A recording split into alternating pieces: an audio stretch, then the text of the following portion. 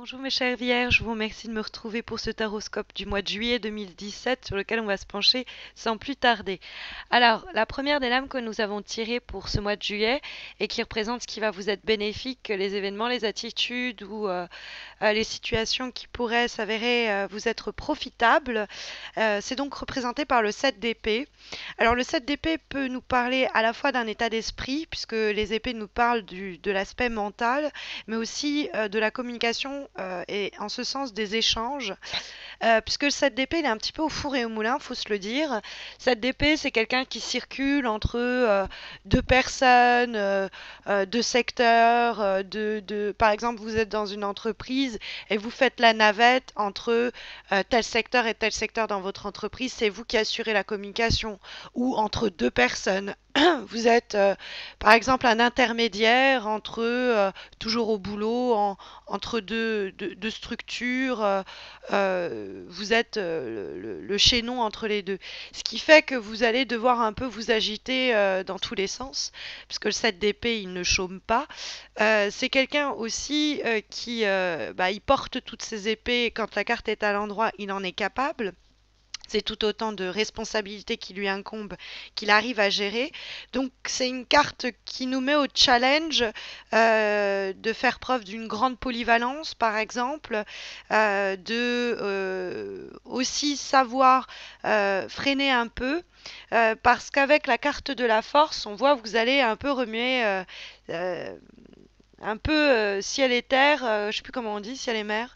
Vous allez un petit peu mettre, on va dire, la main à la pâte. La carte de la force nous dit qu'il y a beaucoup à réaliser au cours de ce mois de juillet.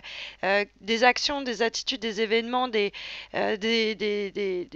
propositions, des opportunités qui vont vous demander beaucoup d'investissement, beaucoup d'énergie, beaucoup d'efforts. La bonne nouvelle, c'est que vous avez ce qu'il faut pour arriver à tenir bon et à ne rien lâcher. Ça peut traduire sur un plan aussi bien mental, une force mentale pour affronter les événements et les challenges. Ça peut être sur un plan matériel ou sur un plan émotionnel. Mais c'est vrai que le 7 d'épée peut vous inviter à ne pas en faire trop parce que vous auriez justement peur de ne pas faire assez et vous pourriez vous-même vous déborder. Vous pourriez être tout simplement débordé avec le 7 d'épée dans un état peut-être un peu compétitif ou tout simplement il y a beaucoup de situations, de projets qui sont à gérer simultanément.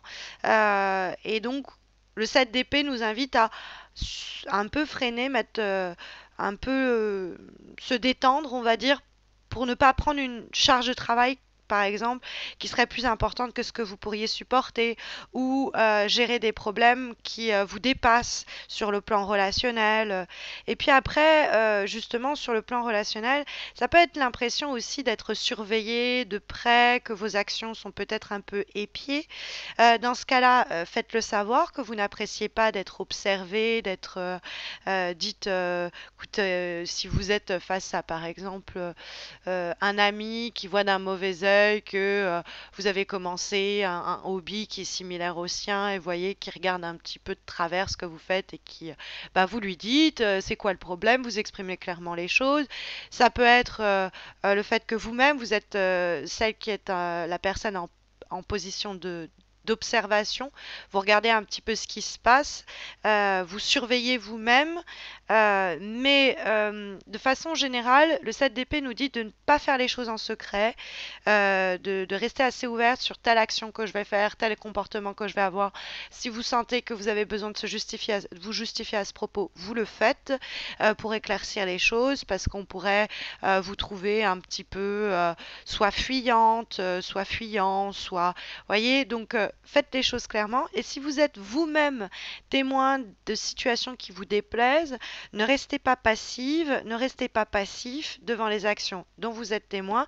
Signalez à qui de droit pour clarifier, apaiser et assainir la situation quelle qu'elle soit. Parce qu'avec le 7 d'épée, la confiance est cruciale et il faut pouvoir se débarrasser d'une quelconque suspicion, histoire de ne pas envenimer les choses ou de pas partir sur une mauvaise base parce qu'on s'est trompé, on pensait que cette personne, on pense que cette personne nous ment ou nous cache des choses, il faut le dire tout simplement, et on balayera nos doutes d'un revers de la main, par une discussion simple et franche. Le 2 de bâton, dans les obstacles, nous dit que vous avez du mal à vous projeter en ce moment. Le 2 de bâton, en effet, c'est une carte où on a des envies d'avenir, on a envie d'anticiper sur du long terme, de planifier, bref, de se lancer, quoi. Et quand le 2 de bâton est renversé, pourrait avoir des événements inattendus, des imprévus, qui vont être générateurs de stress et qui vont un petit peu normalement, ça devait être un long fleuve tranquille. Vous aviez prévu que ça allait être ceci, cela sur les prochaines semaines, prochains jours, prochains mois. Et puis, paf, il y a un truc qui arrive. Ça vous stresse beaucoup et il va falloir se réorganiser ou s'organiser sur du plus long terme à cause de cet événement. Euh, Dans ce cas-là, c'est pas des événements. Des fois, les surprises peuvent ne pas être négatives, c'est juste ça bouscule les choses. Ça va vous demander peut-être d'anticiper un peu plus pour atteindre vos objectifs ou pour garder l'équilibre. Bref, il y a des changements qui sont soit à faire de votre fait, c'est vous qui prenez en charge de modifier les choses sur du long terme pour pouvoir plus vous projeter concrètement, soit c'est des événements qui vous tombent dessus et avec lesquels il faut gérer. Ça peut être même euh, peut-être une opportunité qui peut se présenter. Ça peut vous déstabiliser parce que vous y attendiez pas, mais ça peut quand même être un élément de surprise positif, hein. Euh, c'est une nouvelle relation qui se faisait attendre qui surgit, mais qui prend du temps à cause d'un événement qui vient contrecarrer les choses. C'est de nouveaux engagements, mais qui vont prendre du temps pareil et demander des efforts. Parce que c'est vrai que la carte de la force, c'est l'idée que toute situation repose sur votre volonté, votre détermination, votre capacité à faire preuve de sang-froid face aux aléas qui se présentent à vous. C'est l'idée de déployer une force considérable, que ce soit physique, que ce soit matériel, que ce soit mental, au service de l'accomplissement d'une relation, d'un projet, etc.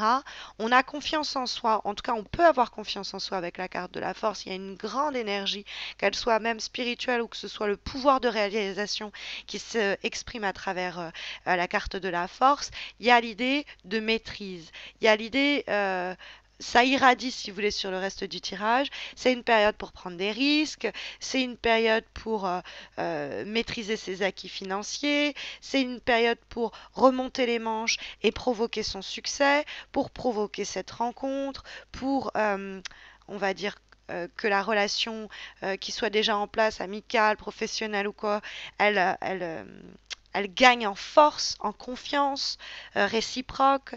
C'est l'union, c'est la fusion. C'est une carte qui nous dit on sait que ce soit l'affectif, que ce soit le financier, que ce soit le professionnel, quelle que soit la situation qu'on rencontre, c'est un travail au quotidien. Et il y a une volonté, il y a une énergie pour faire avancer les choses.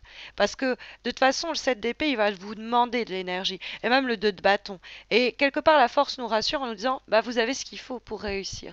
Et puis pour partir vers soit une nouvelle aventure, soit par exemple gérer tous ces problèmes, toutes ces situations avant de pouvoir partir en vacances, parce que le mât, c'est vrai que c'est quand même quelqu'un qui a son baluchon sur le dos et qui s'en va, donc ça peut être vraiment l'idée de déplacement, de voyage, de partir dans un autre pays, de s'éloigner, une fois qu'on a arrivé à gérer et à tempérer les problèmes imprévus, les situations où on avait besoin de s'occuper de ceci et puis de cela et puis de gérer ça. On arrive à maîtriser tout ça et puis on s'affranchit du coup de ces responsabilités qui pourraient nous freiner, qui auraient pu nous freiner et on va vers quelque chose de nouveau. Le mât, ça peut être vraiment concret. Par exemple, on règle cette situation pour permettre la mutation que l'on visait sur le plan professionnel, pour quitter la structure dans laquelle on se trouvait et commencer une aventure ailleurs ou de son propre, à son propre compte. C'est une période de prise de risque que le tirage encourage. Faut pas trop réfléchir, on y va, on se lance. C'est l'idée de recommencer sur une nouvelle base, c'est l'idée de s'affranchir, de se libérer, de peut-être cette période en fin de mois, parce que c'est la direction de prendre les choses, vous retrouvez enfin votre liberté une fois que vous êtes concentré en juillet à gérer cette problématique. Et puis vous avancez.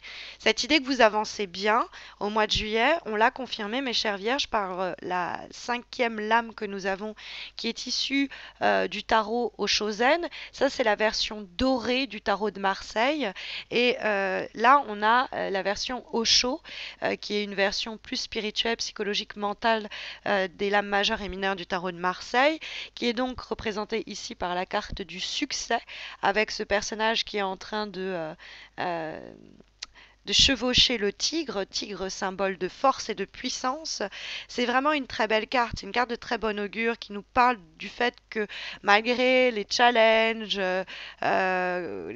qu'on a ici, les obstacles ou les événements inattendus que vous pourriez affronter, qu'on retrouve là, il y a l'idée que vous avez la force pour, avec le 6 de feu, surmonter et avancer. Ça peut nous parler d'un véritable mouvement. La carte du mât nous signale aussi l'idée de vraiment se déplacer. En tout cas, les choses changent de façon positive. On va récolter les fruits de ses efforts. Il va avoir une victoire sur la quelconque adversité qu'on pouvait rencontrer et on va pouvoir franchement se donner une tape soi-même sur l'épaule et se féliciter du travail qu'on a fait et du chemin accompli. Donc, tout repose sur votre force d'action et votre volonté, on le voit, mais on fait en sorte que, par exemple, on se rapproche de la personne aimée, on fasse évoluer la relation, on voyage ensemble, qu'on rencontre quelqu'un, on présente son partenaire à la famille, on fait que cette relation prenne une direction claire.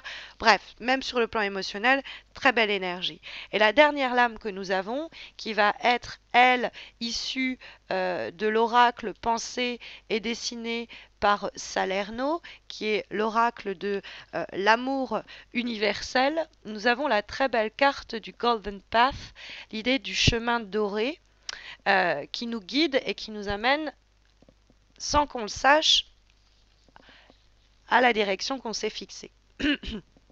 Ou qui nous attend d'ailleurs. Parce que Golden Path, c'est l'idée de continuer vos actions, vos démarches engagées, continuez sur le chemin que vous êtes, vous lâchez rien. C'est vraiment cette idée. Même s'il y a des événements invisibles, des difficultés, des obstacles qui peuvent bien se mettre en travers de votre route, cette carte, quand elle apparaît dans un jeu, elle est là pour vous encourager aujourd'hui à continuer ce que vous faites, parce que c'est une carte qui nous dit que la foi, la persévérance, la conviction va vous amener vers ou vous gardez sur ce chemin doré. C'est pas le moment d'abandonner ou de lâcher quoi que ce soit.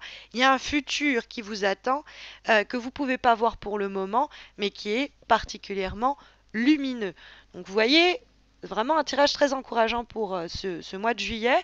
J'espère que ça saura vous aiguiller. Mais si vous avez besoin d'être guidé plus spécifiquement, plus précisément, sachez que j'organise un concours pour vous permettre de remporter chaque mois un tirage personnalisé gratuit, un peu comme celui-ci en croix, mais qui répondra à votre problématique du moment. Donc ça se passe sur Facebook. Vous avez le lien de ma page Facebook sous cette vidéo. Donc n'hésitez pas à m'y retrouver, vous verrez, c'est super simple. N'hésitez pas non plus à vous abonner à ma chaîne YouTube si ce n'est pas encore fait. Une fois qu'on aura atteint les 10 000 abonnés, on n'en est plus très loin. On fêtera ça comme il se doit. Je vous remercie à tous et à toutes de me retrouver et je vous souhaite à tous et à toutes de bonnes vacances pour ceux qui partent. Je vous retrouve à la fin du mois de juillet pour les horoscopes du mois d'août. D'ici là, prenez soin de vous.